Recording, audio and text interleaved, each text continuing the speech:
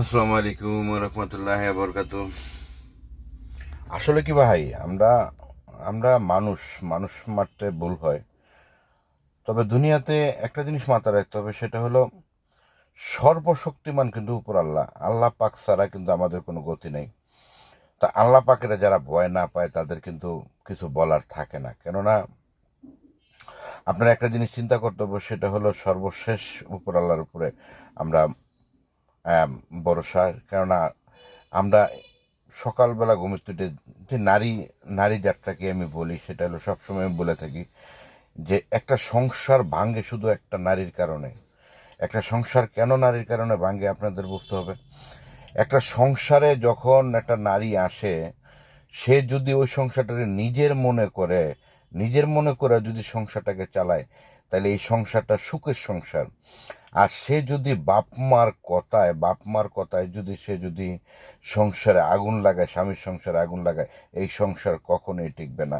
এটা বুঝতে হবে। তবে আমি মনে করব, যারা ছেলে মেয়ে বিয়ে করাবেন, ঠিক আছে, ছেলে বিশেষ করে বিয়ে করাবেন, পরের করতে একটা মেয়ে আনবেন, তারা সে অবশ্যই 10 জায়গা দেখে তারপরে তাকে সিলেক্ট করবেন। কেননা এমন যোগ আসছে, ঠিক আছে, এই যোগটা কিন্তু খুব মারাত্মক একটা যোগ। ছেলে ছেলে বিয়ে করায় কিন্তু ঘরের মধ্যে সংসার আগুন লাগাই দেবেন। কেন আগুন লাগাই দেবেন? ছেলের বউ যদি মনে করেন ভালো না হয়, তাহলে এটার থেকে দুঃখজনক কিন্তু কোনো কিছু না।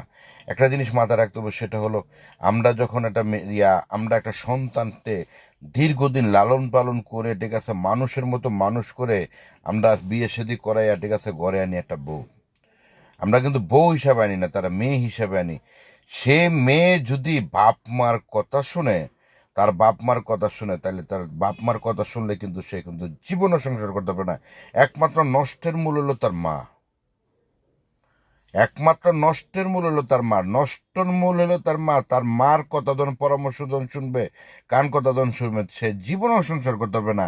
জীবনও সংসার করতে পারবে না। সে চিন্তা করবে, তার মা চিন্তা করবে যে ছেড়ে দিলে আমি 3 লক্ষ টাকা পাবো, 2 লাখ টাকা পাবো। ছেড়ে দিলেই আমি 2 লক্ষ টাকা পাবো, ঠিক আছে, কাবিনের টাকা।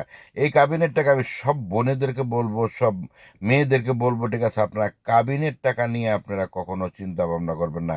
এই কাবিনের টাকা কিন্তু আপনার বাপার হাতে গেলে, ঠিক আছে, টাকা শেষ।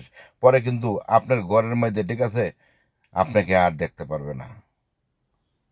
আপনার ঘরের মধ্যে আপনাকে আর দেখতে পারবে না। তো এই জিনিসগুলো আপনি সাবধানতা পালন করবেন। প্রতিটা মেয়ে, প্রতিটা বোন, প্রতিটা মা, সবাই আপনারা এই ফলোটাই করবেন। আপনার সামনের দিনগুলো আগে চলে স্বামীর সংসারটাকে আপনাদের